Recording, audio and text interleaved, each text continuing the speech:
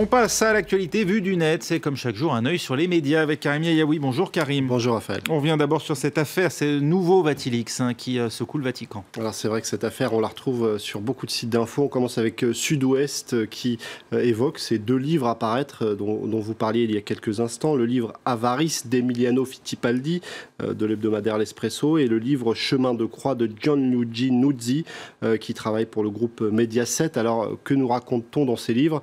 Eh bien, des scandales d'argent détourné, des privilèges, l'opacité, des trous budgétaires, la croissance sans contrôle des emplois et des dépenses. Et c'est 400 millions d'euros de dons détournés au profit des hauts dignitaires qu'on évoque dans le livre Avarice d'Emilio Fittipaldi, alors que dans l'autre livre, celui de Gianluigi Nuzzi, qui a accordé une interview au Monde, on parle de ces appartements de 500 mètres carrés que les cardinaux continuent à occuper. Alors lui tente un petit peu de lever le voile sur le système opaque qui existe au Vatican. Il tente de résumer la situation ainsi. Disons qu'il y a d'un côté le pape et les experts laïcs et religieux dont il s'est entouré pour réformer l'Église, et de l'autre côté le système curial qui s'oppose à François par des moyens légaux comme l'inertie, mais aussi des moyens illégaux tels que le vol ou l'intimidation. Dans les médias, on découvre aussi le visage de cette femme, Francesca Chauchi, parce que ces livres sortent quasiment au moment où la police du Vatican a arrêté 2 personnes pour avoir divulgué des informations. En tout cas, elles sont soupçonnées d'avoir divulgué des informations. Il y a cette femme qu'on découvre ici sur le site de l'Express, une spécialiste en communication. Le site de la Parisienne s'arrête un instant sur le profil de Francesca Chauchi, la consultante peut-être à l'origine de ce nouveau Vatilix. Alors elle s'était déjà fait remarquer il y a quelque temps en accusant un cardinal justement de corruption.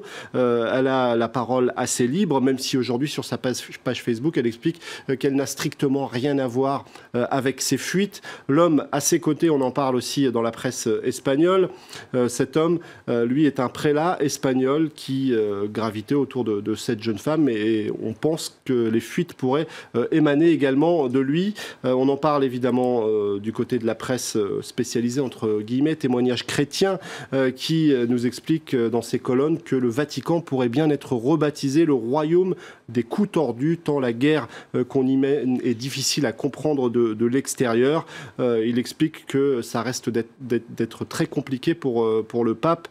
C'est peu dire que la curie résiste à la cure, peut-on lire sur ce site internet. Et puis sur les réseaux sociaux, il y avait aussi beaucoup d'images teintées d'ironie. L'Église catholique détournait la moitié de l'argent que ses fidèles donnaient pour les plus pauvres, avec cette image inspirée par la mafia, peut-être celle de Chicago, des amateurs à côté de ceux qui composent la curie, qui sont des professionnels selon ce tweeto.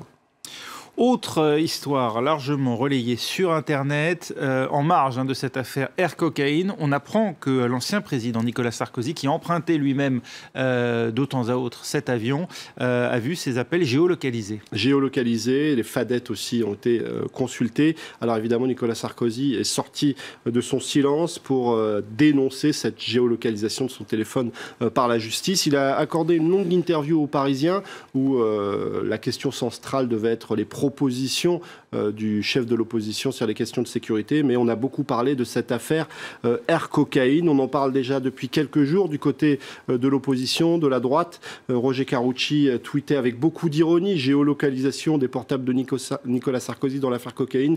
Kennedy a été assassiné en 1963, Sarkozy avait 8 ans, mais il y a des doutes. Et Gandhi, une façon de dire qu'on rend responsable Nicolas Sarkozy de tout et de n'importe quoi. Sur le site du Lab, Nicolas Sarkozy, vous le disiez, accuse clairement la garde des Sceaux. Elle était au courant, selon lui. Croyez-vous qu'on géolocalise le chef de l'opposition sans que la garde des Sceaux ne soit informée? Mais finalement, quel lien peut-il y avoir entre Nicolas Sarkozy et l'affaire Air Cocaine? C'est la question à laquelle tente de répondre le site de RTL. En réalité, il n'y a pas grand-chose à voir, puisque cette affaire, si la justice s'était intéressée à ces vols qui datent de 2012 et 2013, ça n'avait strictement rien à voir avec ce trafic de drogue. À l'époque, du côté de la justice, on s'était intéressé à ces vols, puisqu'ils avaient été pris en charge par Stéphane Courby, un homme d'affaires proche de Nicolas Sarkozy. Et du côté de la justice, on voulait savoir savoir s'il n'y avait pas eu abus de biens sociaux ou recel. Certains accusent aujourd'hui Nicolas Sarkozy d'instrumentaliser cette affaire Air Cocaïne et de jouer les victimes. C'est le cas de cet article de Delphine Legouté pour Marianne, qui explique d'abord que cette affaire n'a rien d'une découverte, puisqu'on en parlait déjà en 2014 dans les colonnes du Monde. Non, Nicolas Sarkozy n'a rien à voir avec cette affaire de cocaïne. Il n'a pas été écouté, puisque dans cette interview au Parisien, il explique que même Pablo Escobar n'a pas été écouté, alors que lui, il a été. En réalité, il y a eu géolocalisation et il y a eu ces fadettes qui ont été consultées par la justice. Non, ce n'est pas le chef de l'opposition qui était visé, puisque à l'époque des faits, il n'était pas le chef de l'opposition. Merci Karim.